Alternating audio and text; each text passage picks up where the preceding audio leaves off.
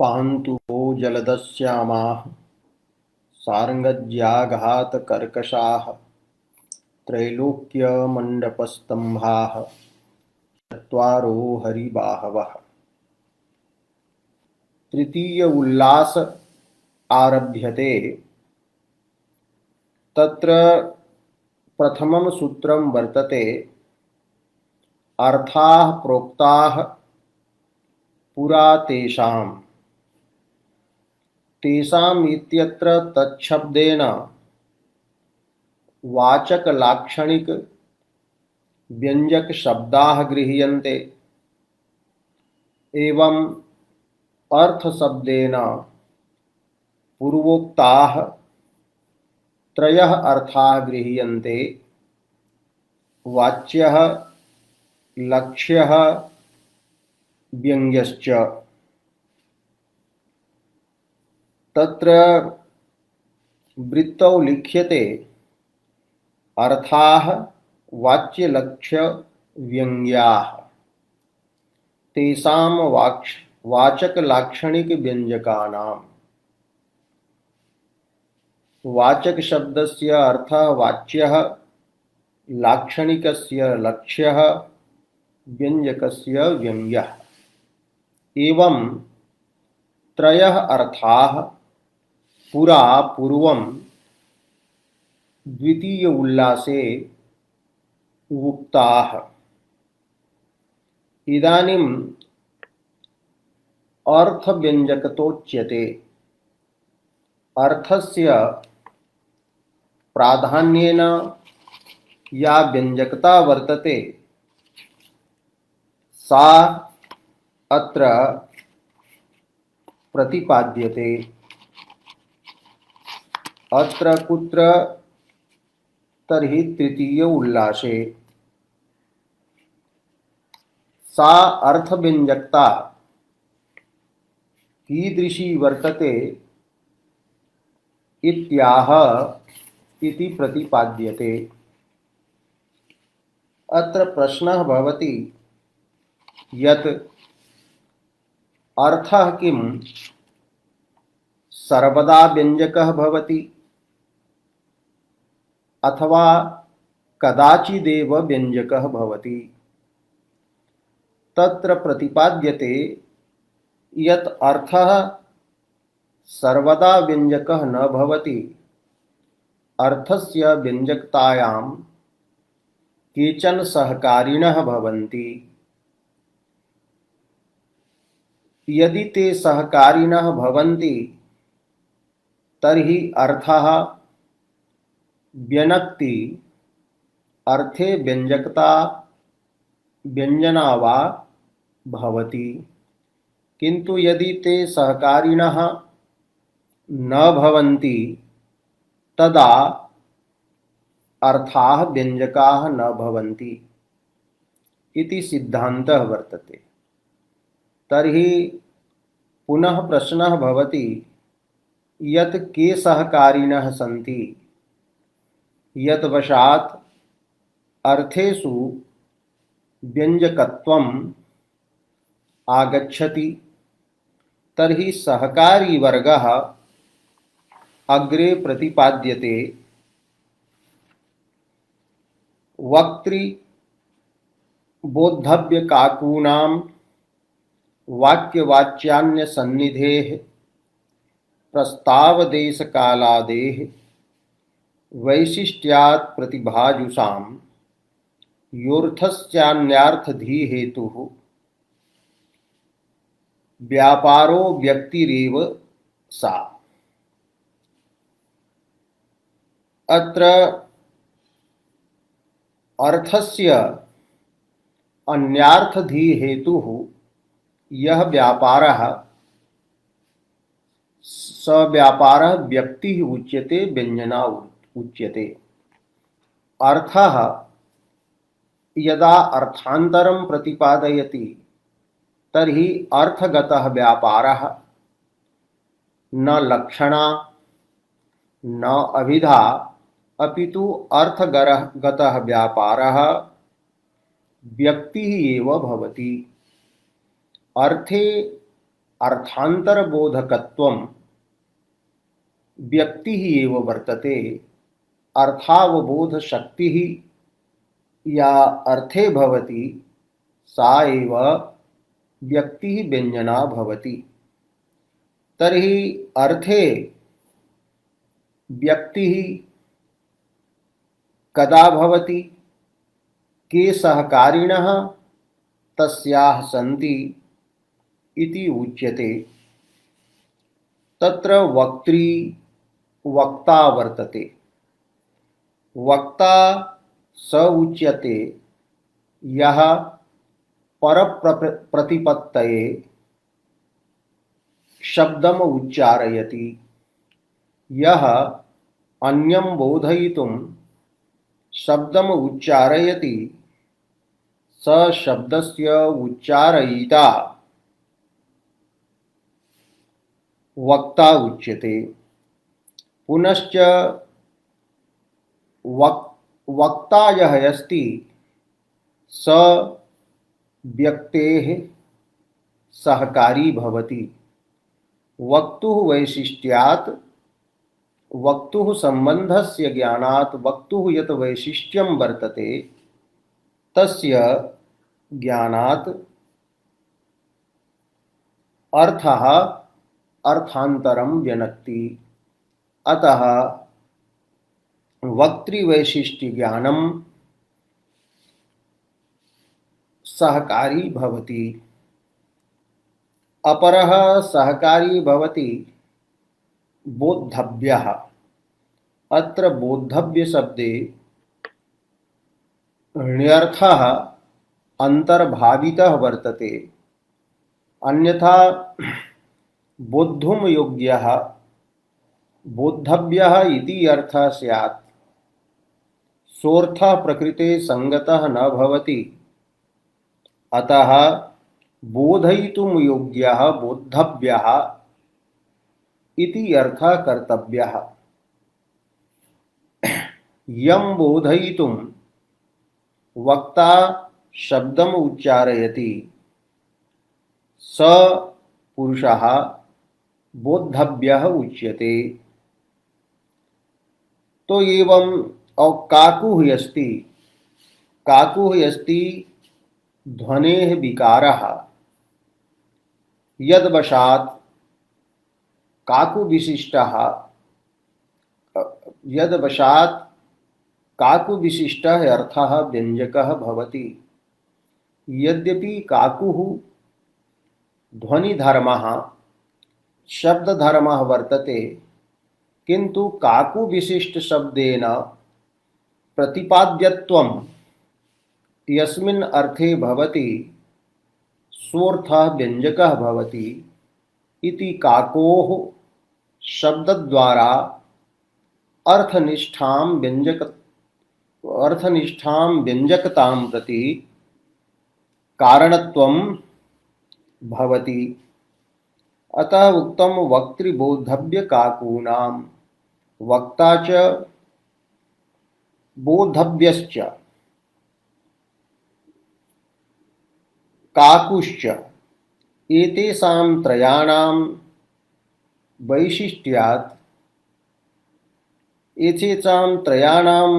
वैशिष्ट्यस्य सम्बन्धस्य ज्ञानात् अर्थनिष्ठः व्यापारः व्यक्तिः प्रादुर्भवति। पुनः अन्येपि सहकारिणः उच्यन्ते वाक्यवाच्यान्यसन्निधेः। वाक्यं पदसमूहः उच्यते। योग्यानां साकांक्षानां सन्निहितानां च पदानां समूहः वाक्यम् उच्यते। अतः वाक्यस्यापि वैशिष्ट्यात् व्यञ्जना भवति। वाच्यं तत्र वाक्यप्रतिपाद्यं यत् वाच्यं वस्तु वाच्यार्थः वर्तते तस्य वाच्यार्थस्यापि वैशिष्ट्यात् व्यञ्जना भवति। अन्यसन्निधिः तद्वशादपि व्यञ्जना अर्थे भवति। अत्र अन्यत्वं सहकारिणी वक्तुः श्रोतुश्च अपेक्षया भवति। वक्ता वर्तते एवं श्रोता वर्तते, यः बोद्धव्यः अपि उक्तः, किन्तु ताभ्यां भिन्नः यदि कश्चन तत्र भवति तर्हि तस्यापि सन्निधानात् अथवा तस्यापि सन्निधेः वैशिष्ट्यस्य ज्ञानात् व्यञ्जना भवति। इत्थम् अन्यस्मिन्नत्र वक्तृ श्रोतृ भेदाश्रयत्वं प्रतिपाद्यते, अर्थात वक्तुः श्रोतुश्च भिन्नः यः वर्तते सोऽन्यः वर्तते, तस्य अन्यस्य सन्निधेः सन्निधानादपि व्यञ्जना भवति। अग्रे अस्ति प्रस्तावदेशकालादेः। तत्र प्रस्तावः प्रसंगः प्रकरणं च उच्यते। प्रस्तावः भवति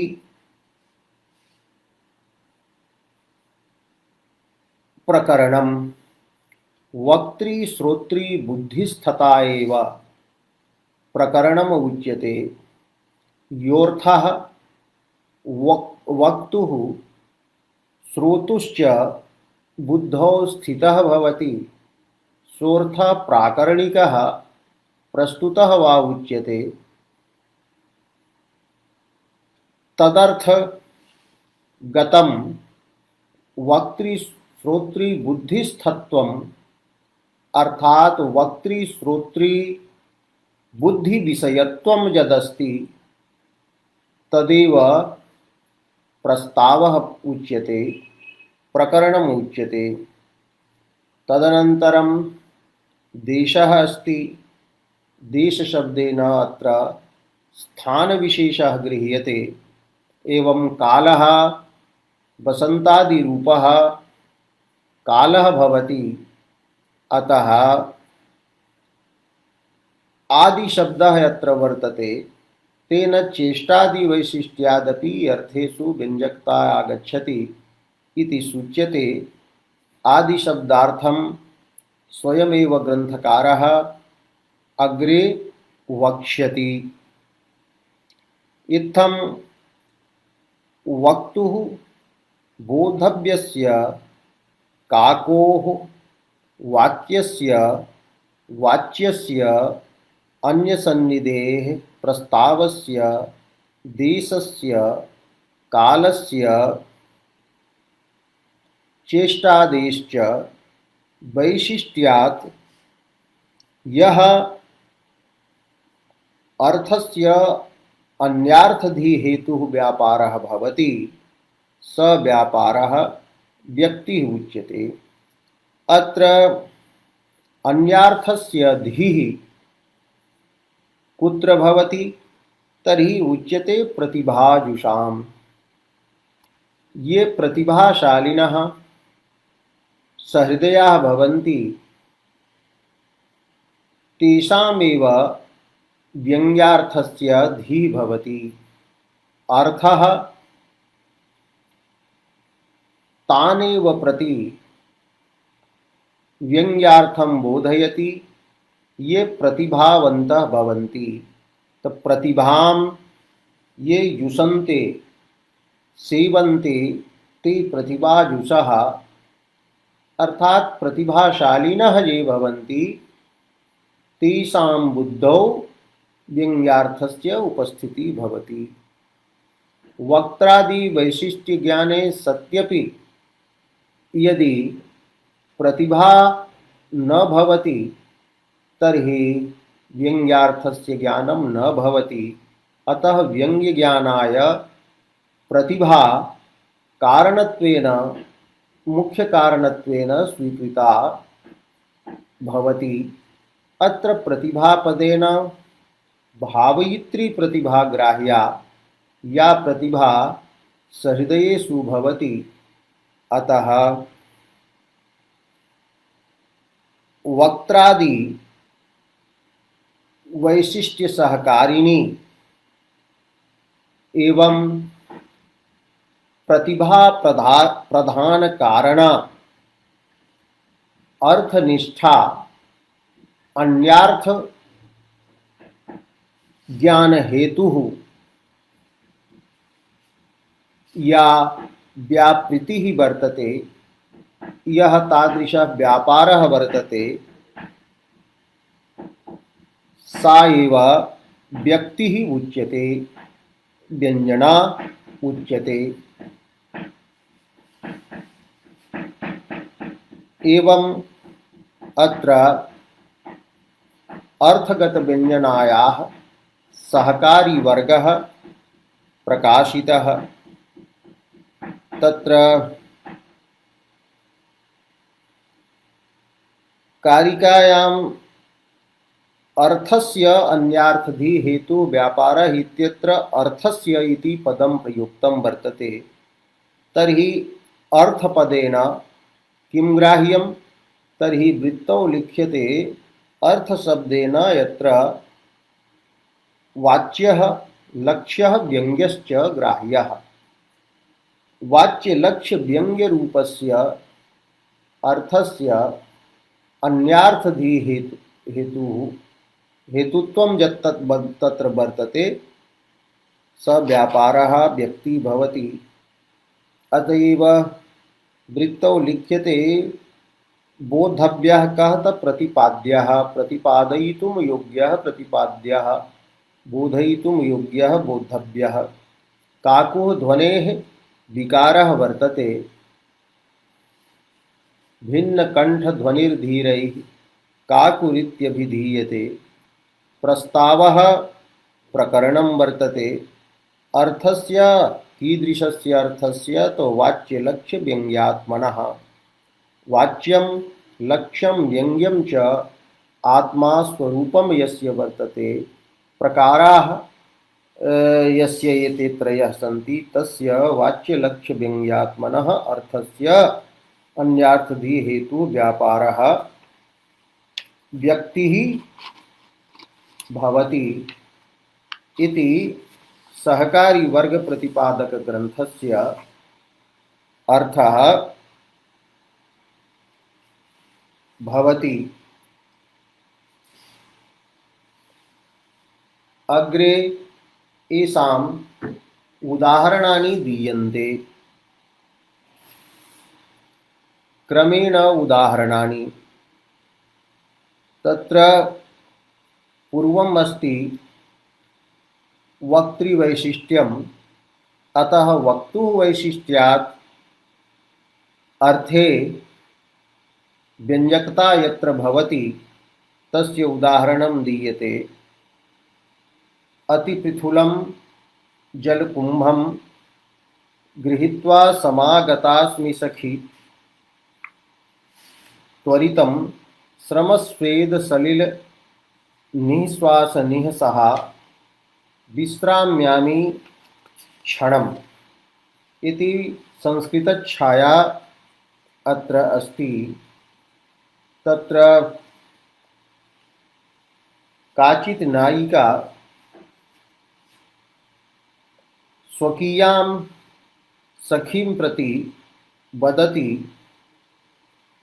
यत् हे सखी, अहं त्वरितं समागतास्मि, शीघ्रम् अत्र आगता अस्मि।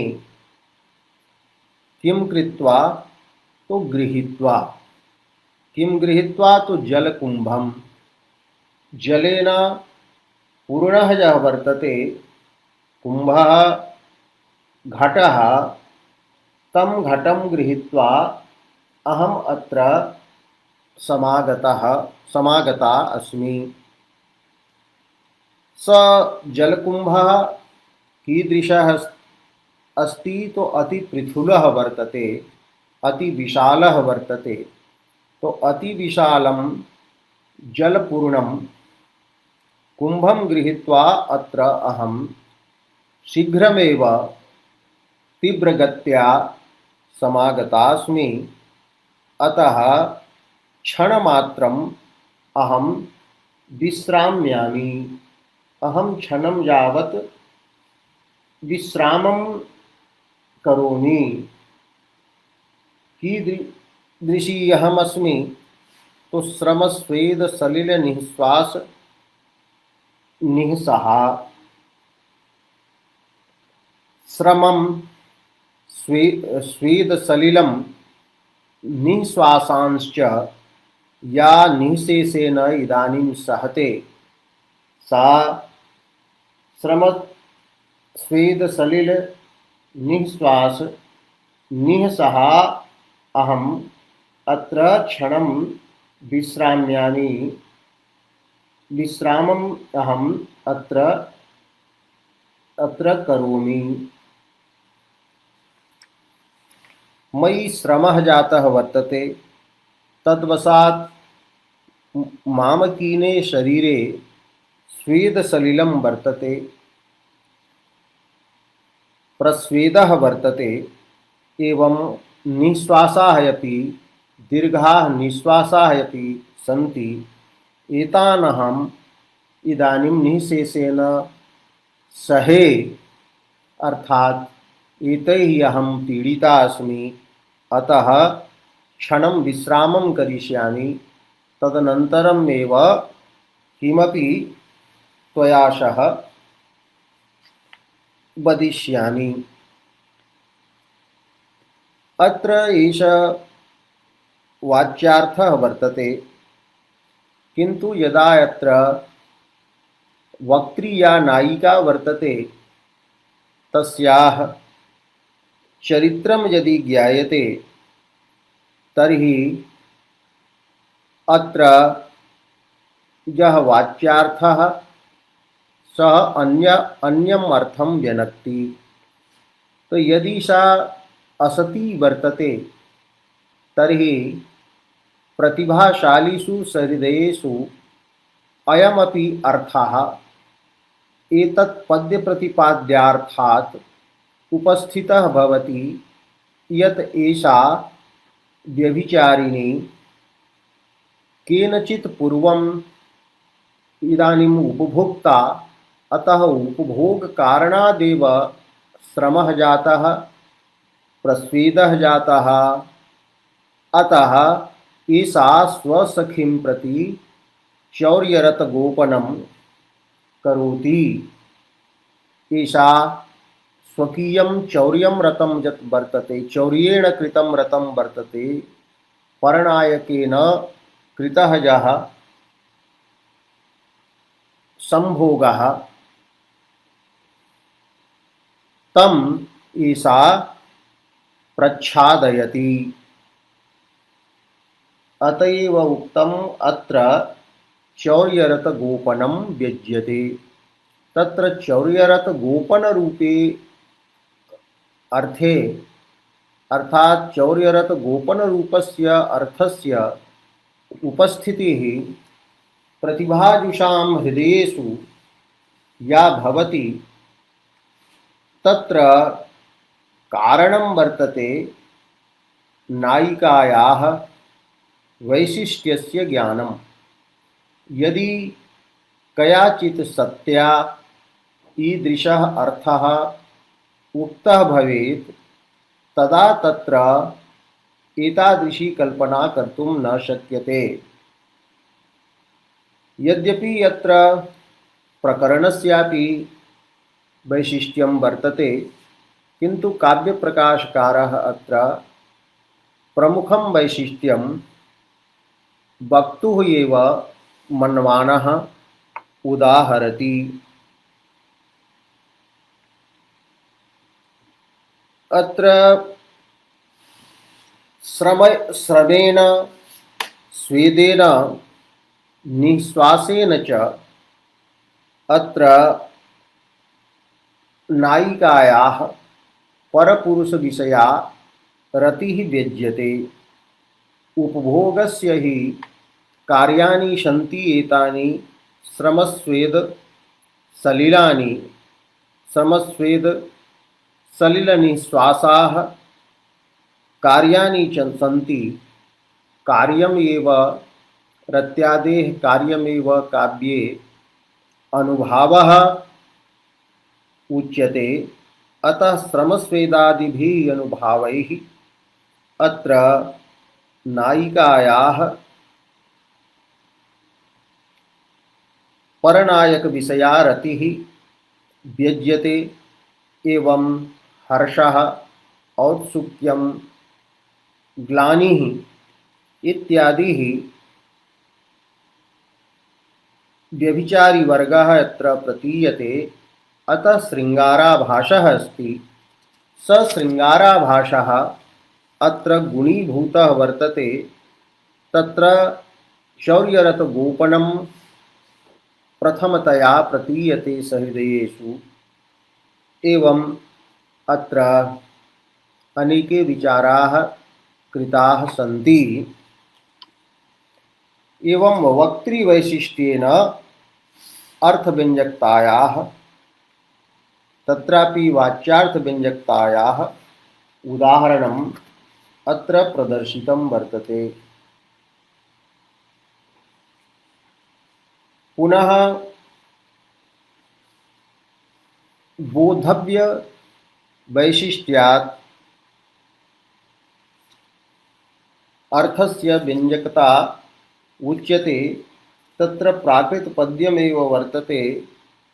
तस्य संस्कृतच्छाया एवम् अस्ति। औनिद्र्यं दौर्बल्यं चिन्तालसत्वं सनिःश्वसितं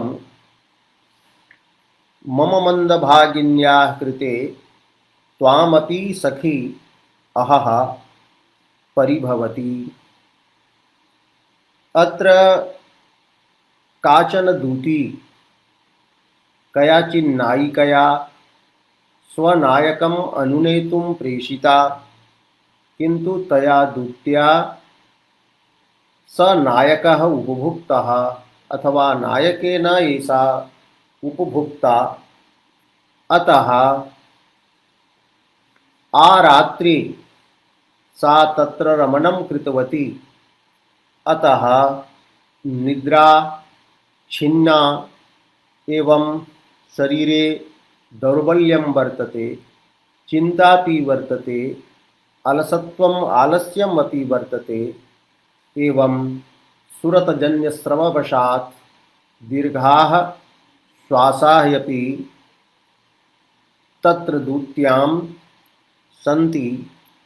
अतः यदा दूती आगतवती तदा नायिका तां दूतीं प्रति वदति कि हे सखी, औनिद्र्यं दौर्बल्यं चिन्ता अलसत्वं सनिःश्वसितं निःश्वसितेन सह अलसत्वम्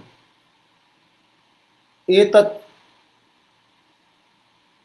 त्वामपि परिभवति। सखी इति संबोधनं वर्तते मम मन्दभागिन्याः कृते। अहं मन्दभागिनी अस्मि, अतः तत्कृते त्वामपि एतत् परिभवति। या मन्दभागिनी भवति तस्याः सहायकः सहायिका वा या भवति सापि कष्टम् अनुभवति। मम तु निद्रा छिन्ना औनिद्र्यं मयि वर्तते, दुर्बलतापि मयि वर्तते विरहवशात्, चिन्तापि वर्तते, आलस्यमपि भवति, दीर्घाः निःश्वासाः अपि मयि सन्ति, किन्तु मम कारणात् त्वामपि एतत् जातं, यतो हि मम हितम् आचरन्त्या त्वया रात्रौ न सुप्तम्, अतः औनिद्र्यम् आगतं, शरीरमपि दुर्बलं जातं, मद्धित कृते त्वया चिन्तापि वर्तते एवं आलस्यमपि वर्तते मम कृते त्वयि महद्दुःखं वर्तते अतः दीर्घाः निःश्वासाः तत्र तत्त्वयि सन्ति। तो मम मन्दभाग्यत्वं यदस्ति तदेव अत्र हेतुः वर्तते यत् मम सहायिका त्वमपि दुःखम् अनुभवति त्वम् अनुभवसि। सखी ही मित्रं ही तदेव भवति यत् समदुःखसुखं भवति। समदुःखसुखा ही सखी भवति इति सखी इति आमन्त्रणपदेन अत्र प्रतिपाद्यते।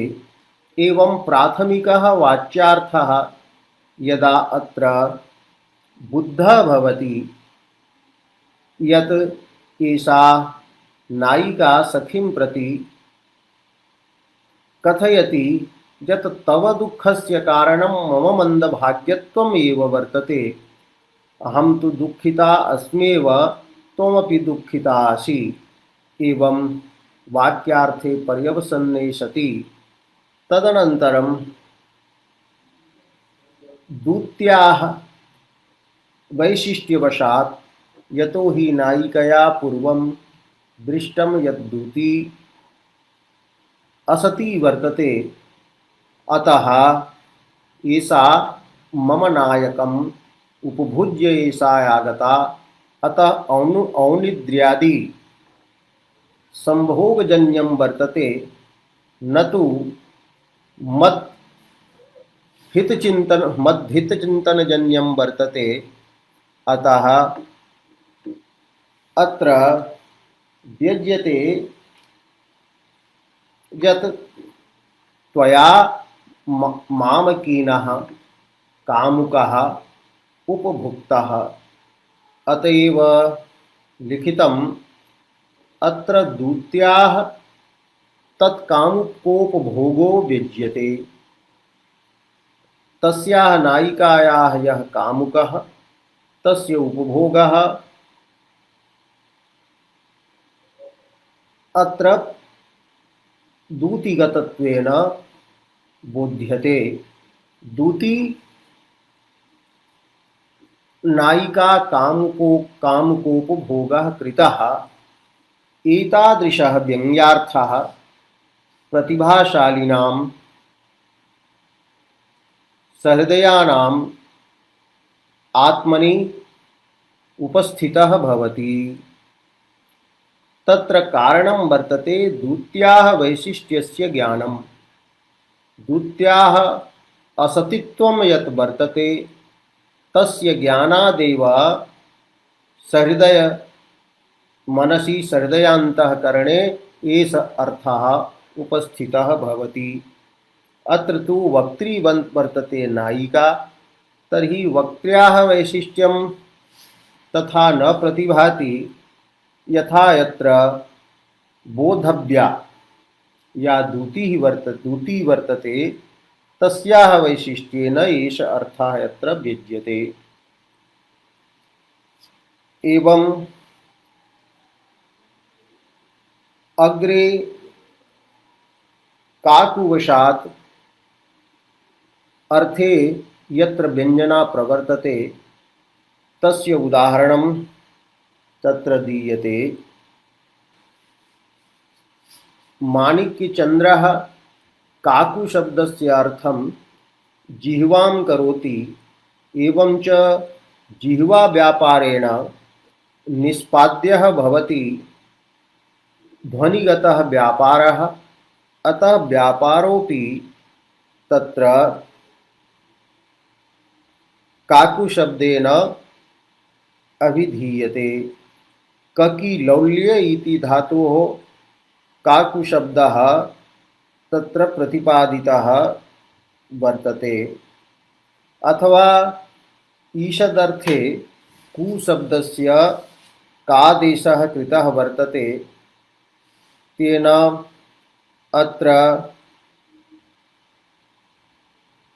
को अत्र भवति ईषद् भूमिः तेन हृदयस्थ वस्तु प्रतीतेः ईषद् भूमिः ईषद् भूमिका इति अर्थः तत्र भवति।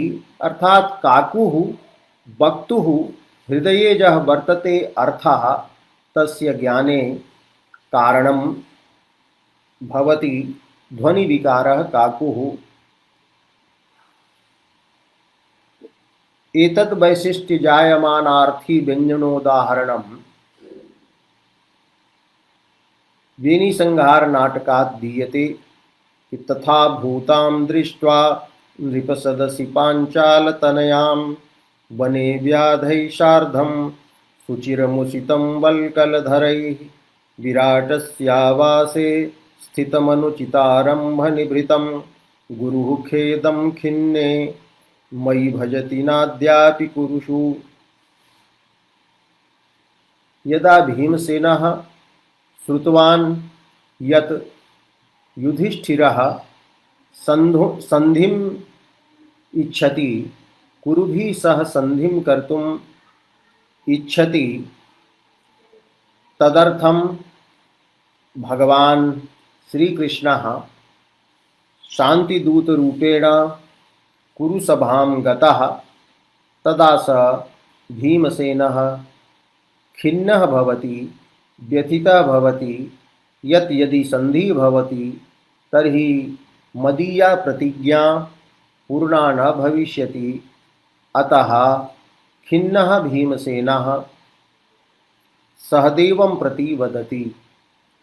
सहदेवः यदा भीमसेनम् उक्तवान् यत् यदा एवं भवान् कुपितः भविष्यति तदा तु स अस्माकं गुरुः युधिष्ठिरः खिन्नः भविष्यति व्यथितः भविष्यति। अतः प्रतीक्षा कर्तव्या संधि विषये किं भवति एवं क्रोधः युधिष्ठिरं प्रति न करणीयः एवं सहदेवः उक्तवान्। तदा भीमसेनः कथयति यत् गुरुः यः वर्तते युधिष्ठिरः स खिन्ने मयि खेदं भजति।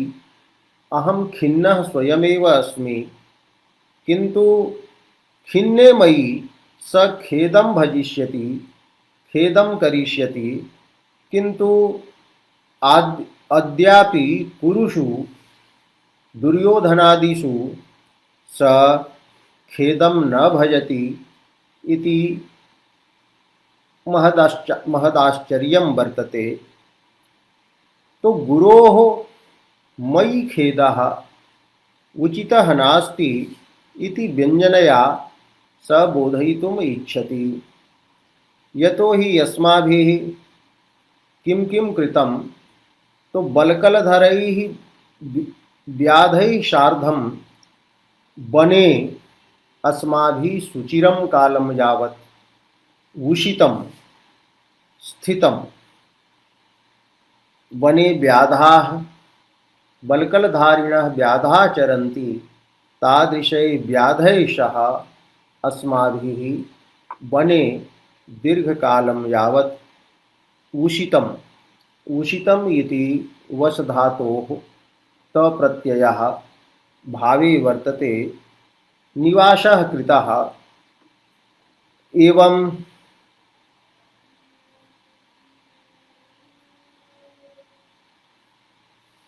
अथवा उपरि वर्तते दृष्ट्वा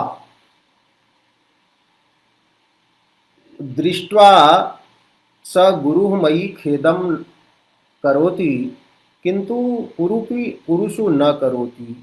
काम दृष्ट्वा तो पांचालतनयां द्रौपदीं दृष्ट्वा कुत्र तो नृपसदसि कीदृशीं तो तथा भूतां नृपाणां सदसि अथवा नृपस्य राज्ञः सभायां पांचालतनया तथा अवमानिता। अतः तथा भूताम् अवमानितां पाञ्चालतनयां दृष्ट्वा गुरुः खिन्ने मयि खेदं भजति कुरुषु अद्यापि न भजति। एवं बलकलधरैः व्याधैः सार्धं वने सुचिरं यत् अस्माकम् उषितं वर्तते निवासः तत् उषितमपि दृष्ट्वा अनुभूय स अद्यापि कुरुषु खेदं न करोति।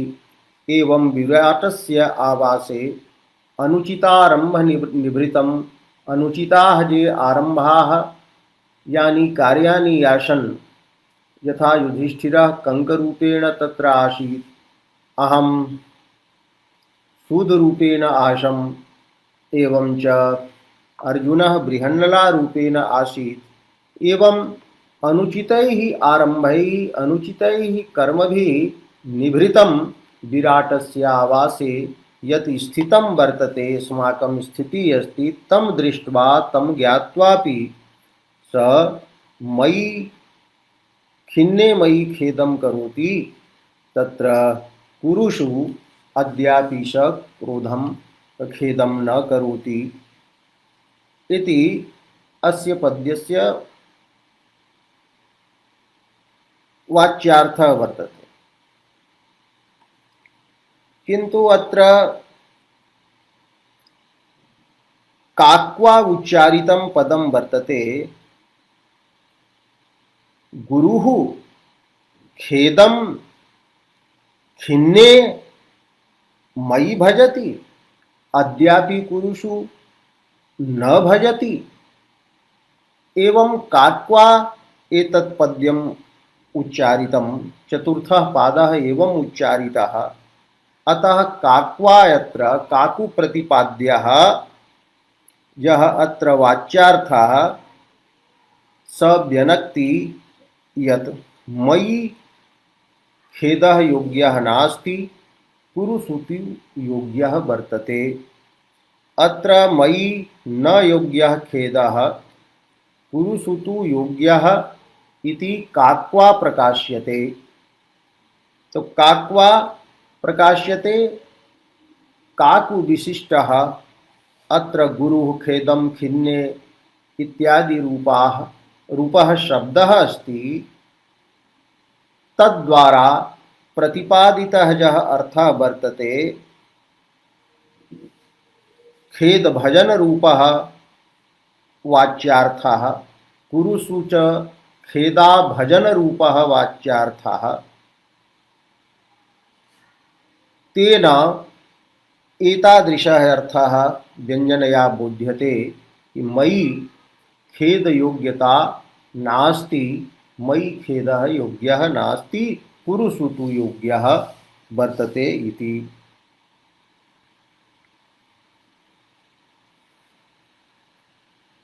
एवं काकु विशिष्ट शब्द प्रतिपाद्यः अर्थः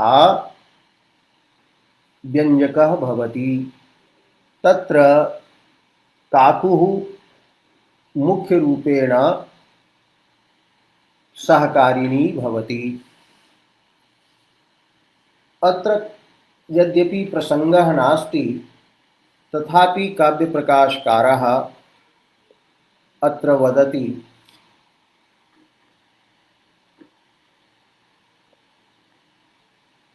अभिनवगुप्तेन ध्वन्यालोकलोचने प्रतिपादितं यत् काकुव्यङ्ग्यः यः अर्थः सोऽर्थः गुणीभूतव्यङ्ग्यव्यवहारस्य कारणं भवति। यत्र काक्वा व्यङ्ग्यता भवति तत्र गुणीभूतव्यङ्ग्यकाव्यं भवति इति अभिनवगुप्तेन प्रतिपादितम्। किन्तु काव्यप्रकाशकारः वदति एतन्नास्ति। यत्र काकुः भवति तत्र गुणीभूतव्यङ्ग्यमेव भवति इति वक्तुं न शक्यते। एवं काव्यप्रकाशकारः यत्र अभिनवगुप्तस्य मतम् आलोचयति। असौ वदति यत्र काकोः विश्रान्तिः प्रश्नमात्रेण भवति वाच्यार्थः निष्पन्नः भवति, तत्र काकुवैशिष्ट्यात् प्रकाश्यमानः यः व्यङ्ग्यार्थः स ध्वनिव्यवहारस्य कारणं भवति। किन्तु यत्र काकुः श्रवणमात्रेणैव बाधिता भवति, एवं च यथा मथ्नामि कौरवशतं समरेण कोपात् इत्यत्र काकोः विश्रान्तिः अवश्यमेव मथनामि इति व्यङ्ग्यार्थेनैव भवति। तो यत्र व्यङ्ग्यार्थः वाच्यार्थस्य साधकं भवति, एवं काकोः सिद्धिः व्यङ्ग्यार्थं विना यत्र न भवति, तत्र गुणीभूत व्यङ्ग्यत्वं भवति। किन्तु अत्र तु प्रश्नमात्रेणापि काकोः विश्रान्तिः भवति। एवमपि कल्पना कर्तुं शक्यते यत् भीमसेनः सहदेवं पृच्छति कि किं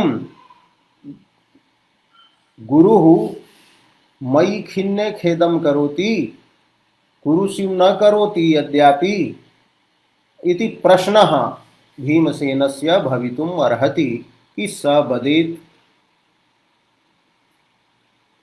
उत्तरं दद्यात् सहदेवः। तब प्रश्नमात्रेणापि अत्र काकोः विश्रान्तिः अस्ति। अपि शब्देन उच्यते काकोः विश्रान्तिस्तु व्यङ्ग्यार्थेन अपि वर्तते। एवं प्रश्नमात्रेणापि प्रश्नः यः वर्तते अत्र वाच्यः तेनापि वर्तते। तो यत्र वाच्यस्य सिद्धिः केवलेन व्यङ्ग्यार्थेन भवति, तत्र तु गुणीभूत व्यङ्ग्यत्वं भवति। किन्तु यत्र वाच्यार्थस्य सिद्धिः व्यङ्ग्येनापि भवति, अन्येनापि कारणेनापि भवति, तत्र ध्वनिकाव्यत्वम् एव स्वीक्रियते। अतः अत्र मम्मटः तथा भूताम् इति पद्ये ध्वनिकाव्यं स्वीकरोति, यतो हि केवलेन प्रश्नेनापि काकोः अत्र विश्रान्ति वर्तते। काकु विशिष्ट शब्द प्रतिपाद्यः यः वर्तते अत्र अर्थः वाच्यार्थः स स्वस्मिन् प्रश्नाभिप्रायेणापि विश्रान्तः वर्तते। अतः अत्र गुणीभूत व्यङ्ग्यस्य संभावना नास्ति। तदेव उच्यते न च वाच्य सिद्ध्यङ्गम् अत्र काकुः इति गुणीभूत व्यङ्ग्यत्वम् अत्र शङ्क्यं प्रश्नमात्रेणापि काकोः विश्रान्तेः इति। एवम् अत्र अभिनवगुप्तस्य मतं कटाक्षितं यत् काकु विशिष्ट शब्द बोध्यस्य अर्थस्य यत्र व्यञ्जकता भवति, तत्र गुणीभूत व्यङ्ग्यत्वमेव भवति इति अभिनवगुप्तस्य यन्मतं वर्तते तत्समीचीनं नास्ति। यदि तत्र काकु विशिष्ट शब्द प्रतिपाद्यः अर्थः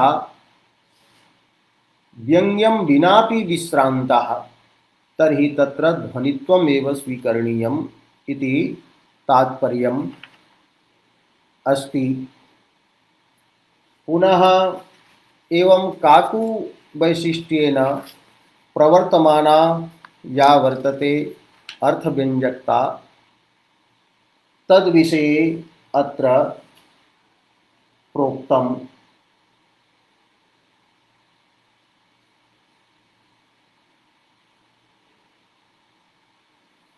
अग्रे वर्तते वाक्य वैशिष्ट्यात् यत्र अर्थस्य व्यञ्जकता भवति तत्र पद्यं दीयते। तदा मम गण्डस्थलनिमग्नां दृष्टिं नानैषीरन्यत्र इदानीं सैवाहं तौ एव कपोलौ न च सा दृष्टिः इति। अत्र एष प्रसङ्गः वर्तते। कश्चित् नायकः उपविष्टः वर्तते, तस्याः नायिका अपि तत्र अस्ति। तदानीं नायिकायाः काचन रमणीया सखी आगतवती। तदा नायकः स्वनायिकायाः कपोलस्थले एव स्वदृष्टिं स्थापितवान्। स नायिकायाः सखीं न दृष्टवान्। किन्तु यदा सा सखी गता तदा नायकः स्वनायिकायाः कपोलस्थलं द्रष्टुं त्यक्तवान्। तदानीं सा नायिका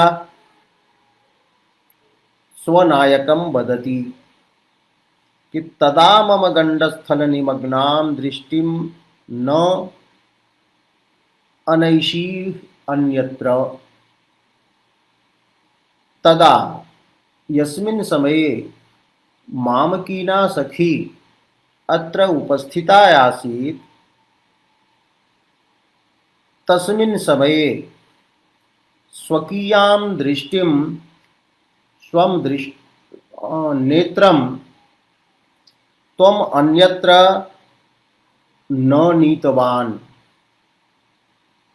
तव दृष्टिः ममैव गण्डस्थले कपोलस्थले निमग्ना आसीत्। तो गण्डस्थले मम कपोलस्थले निमग्नां त्वं दृष्टिं तदा सख्या उपस्थिते समये अन्यत्र न कृतवान्। ममैव कपोलस्थले सानुरागं त्वं दृष्टिम् अक्षिपः। किन्तु इदानीं यदा सा सखी गता तदा सा एव अहम् अस्मि और तौ एव मम कपोलौ स्तः। किन्तु इदानीं सा दृष्टिः तव नास्ति। तादृशी मयि मम गण्डस्थले निमग्ना दृष्टिः सानुरागा तथा दृष्टिः अत्र मम कपोले नास्ति इति नायिका नायकं वदति। एवं अत्र एषः वाच्यार्थः वर्तते, तेन व्यङ्ग्यार्थः प्रतीयते यत् मम कपोलः दर्पणतुल्यः स्वच्छः वर्तते। तस्मिन् मम कपोलदर्पणे मम सख्याः मुखस्य प्रतिबिम्बम् आसीत्, अथवा तस्मिन् मम कपोले सख्याः सम्पूर्णस्य शरीरस्य प्रतिबिम्बं भवति स्म। अतः त्वं मम कपोलं वस्तुतः न दृष्टवान्, अपितु मम कपोले प्रतिबिम्बितां सखीमेव त्वं सानुरागं दृष्टवान्। त्वं प्रच्छन्नः कामुकः असि। यः कामुकः, यः नायकः नायिकायाः अपराधं प्रच्छन्नः सन् करोति, नायिका समीपे आत्मानं सच्चरित्रं ख्यापयति। अत्र व्यङ्ग्यार्थः लिख्यते। अत्र मत्सखीं कपोल प्रतिबिंबितां पश्यतस्ते दृष्टि अन्या एव अभूत। कपोले प्रतिबिंबिता या वर्तते सखी तां पश्यतः तव दृष्टि अन्या एव आसीत्, सानुरागा सा दृष्टि आसीत्। चलितायां तु तस्यां सख्यां गतायां अन्या एव सा दृष्टि जाता अनुरागरहिता। इदानीं जाता दृष्टि इति यहो आश्चर्यस्य विषयः वर्तते ते प्रच्छन्न कामुकत्वम् इति अर्थः अत्र अत्र व्यज्यते। अत्र यद्यपि वक्तृवैशिष्ट्यम् अपि अस्ति, प्रकरणवैशिष्ट्यम् अपि वर्तते, एवं च बोधव्यवैशिष्ट्यम् अपि वर्तते। बोधव्यः अत्र वर्तते नायकः, तस्यापि वैशिष्ट्यम् अस्ति, किन्तु मुख्यं वैशिष्ट्यं वर्तते वाक्यस्य, पदसमूह रूपस्य वाक्यस्य। अत्र तदा इति पदम् एवं इदानीम् इति पदम् और सा एव अहम, अत्र तदा इदानीम् इति पदद्वयं यत् वर्तते तद्वशात् एतादृशं व्यङ्ग्यम् अत्र प्रतिभाजुषां सहृदयानां चेतसि समुल्लसति। तदेव अत्र उच्यते